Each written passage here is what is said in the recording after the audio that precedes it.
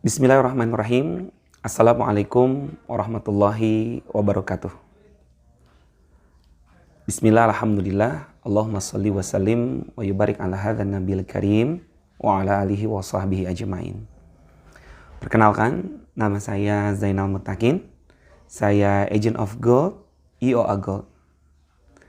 Insya Allah hari ini mau sharing-sharing sama teman-teman semua tentang apa itu manfaat emas.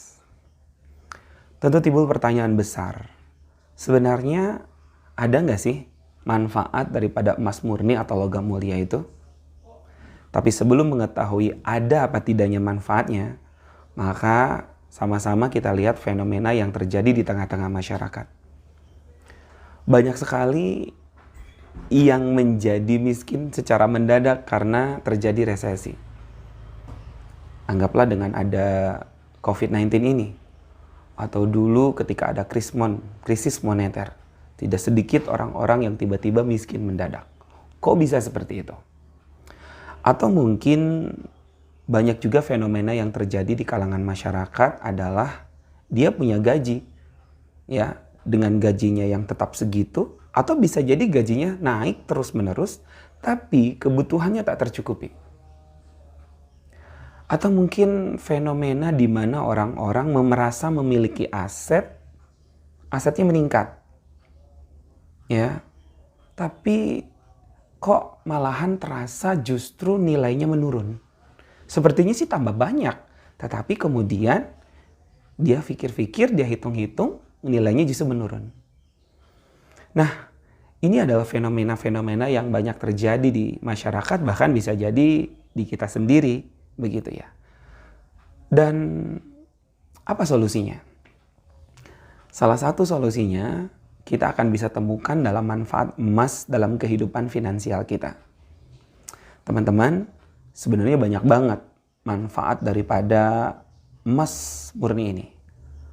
Ada 14 kurang-kurangnya, tetapi hari ini izin saya menyampaikan beberapanya saja. Mudah-mudahan menjadi tambahan ilmu buat kita semua ya, teman-teman. Yang pertama, manfaat emas itu adalah safe haven. Pengaman yang memiliki nilai pengamanan yang sangat optimal. Ya. Safe haven itu adalah aset investasi yang memiliki atau mempunyai tingkat risiko rendah. Ketika perekonomian global tidak menentu atau mungkin sedang ada terjadi gejolak, maka emas adalah salah satu aset investasi yang memiliki risiko sangat rendah untuk turun, untuk hancur, atau untuk hilang. Nah, inilah salah satu mengapa kita mesti menginvestasikan dalam bentuk emas adalah karena emas ini adalah safe haven. Ya, pengaman dengan nilai yang memiliki tingkat risiko rendah untuk turun. Dan ini luar biasa sekali teman-teman. Ya. Gini deh, kalau boleh saya analogikan, di tahun 1990 harga 1 gram emas itu 23.000 cuman. Harga 1 gram emas di 1990 itu harganya 23.000. Sementara di tahun 1998 harganya sudah meningkat jadi 140.000. Apalagi di tahun 2019, ya, itu peningkatan harga emas itu sudah berada di 750.000 per gramnya.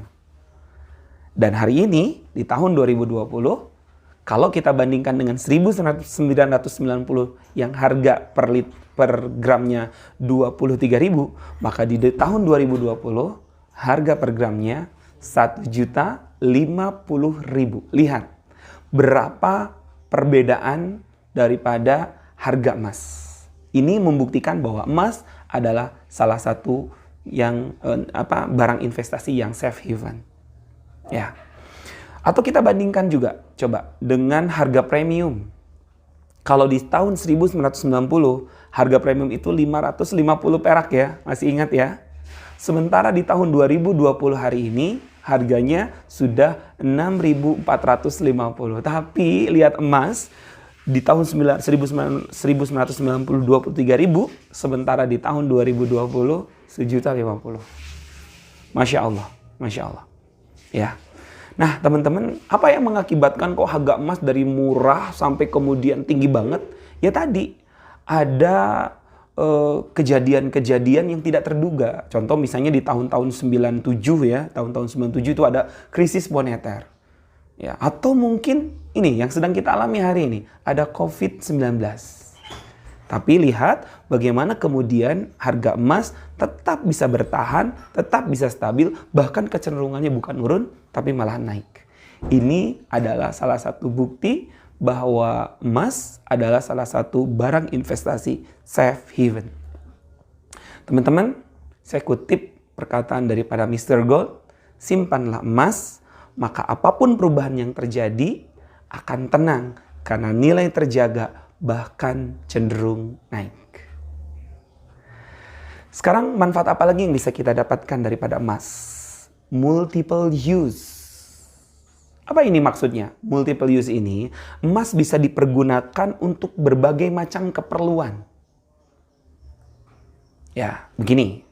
Satu emas itu bisa digunakan untuk banyak fungsi dan berkali-kali. Orang yang memiliki emas itu pasti punya uang. Orang yang memiliki uang belum tentu punya emas. Itulah mengapa izin saya menganalogikan. Anggaplah si A memiliki emas sekitar 50 gram. Ya, di tahun 2007 itu kisarannya ya mungkin anggap sekitar 10 juta mungkin. Ya. Lalu kemudian yang 50 gramnya ini kemudian diinvestasikan. Kita analogikan ke IOA Club yang menjadi salah satu tempat menginvestasikan dan memutarkan emas ini. Ya. Sehingga di tahun 2010 dia membutuhkan kebutuhan uang itu sekitar 16 juta untuk menyekolahkan anaknya di SMA. Lihat, selesai. Gitu kan.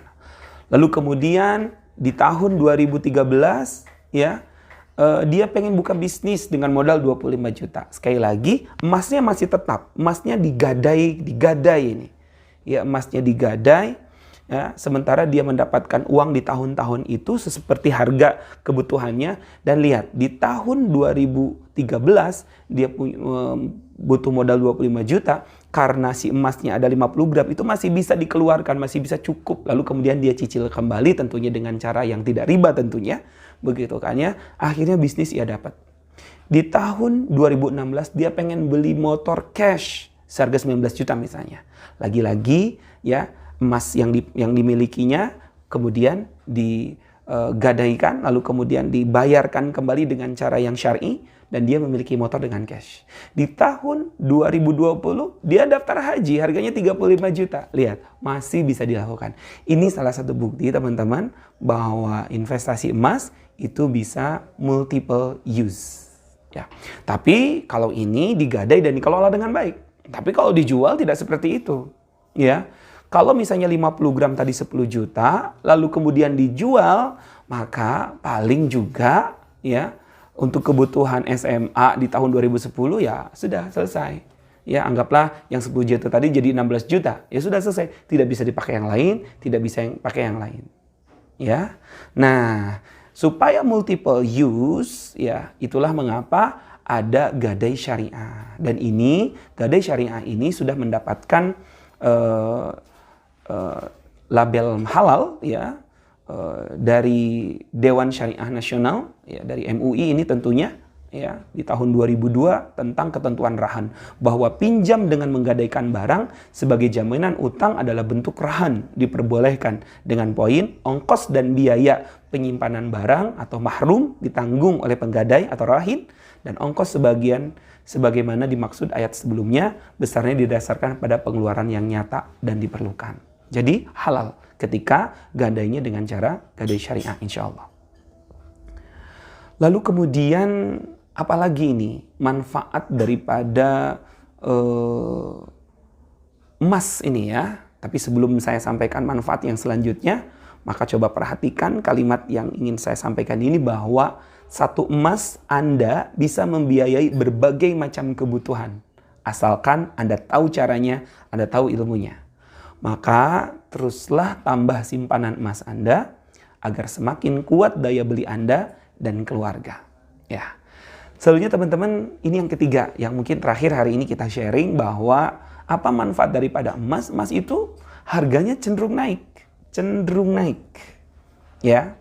Kalau kita lihat bagan ataupun tabel ya harga emas dari tahun 2016 sampai tahun 2020 itu ya trennya turun itu cuma sedikit tapi kemudian naik ya sekali lagi terus naik.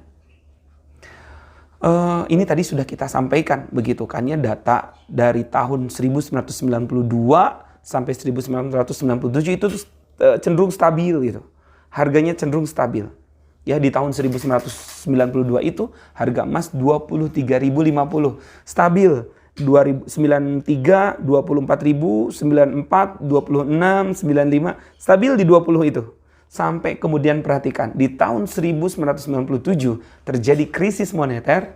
Di tahun 1998-nya harga emas yang 1 gramnya awalnya 23.000 sampai 27.000, sekarang tiba-tiba melonjak jadi 75.000 per gramnya. Dan lihat di tahun 98 juga di akhir tahunnya sudah naik lagi menjadi 140.000. Dan perhatikan di tahun 98 juga harganya kembali naik di 250.000. Lihat bagaimana trennya perkembangannya. Apalagi kalau dibandingkan dengan hari ini yang sudah 1 juta lebih 1 gramnya dibandingkan 92 yang harganya hanya 23.050. Ya. Nah, teman-teman semuanya, ini sudah cukup membuktikan bahwa harga emas itu hitungan hari naik. Turun itu wajar gitu kan ya. Sedangkan emas cenderung naik tiap tahunnya. Kecenderungannya tidak ada menurun, tapi kalau ketika itu nurun sedikit-sedikit, hal sangat wajar sekali. Tapi kecenderungannya dan trennya naik. Nah itu mungkin teman-teman yang bisa kita sharing hari ini. Mudah-mudahan ada manfaat yang bisa didapatkan. Terkhusus bagi kami yang menyampaikan dan umumnya kita semuanya yang menyimak. Mudah-mudahan kita bersama tersadarkan bahwa hari ini kita semua harus sudah mulai melek kepada finansial kita. Salah satunya dengan terus berusaha untuk membeli dan menyimpan emas. Karena emas adalah salah satu benda yang paling stabil.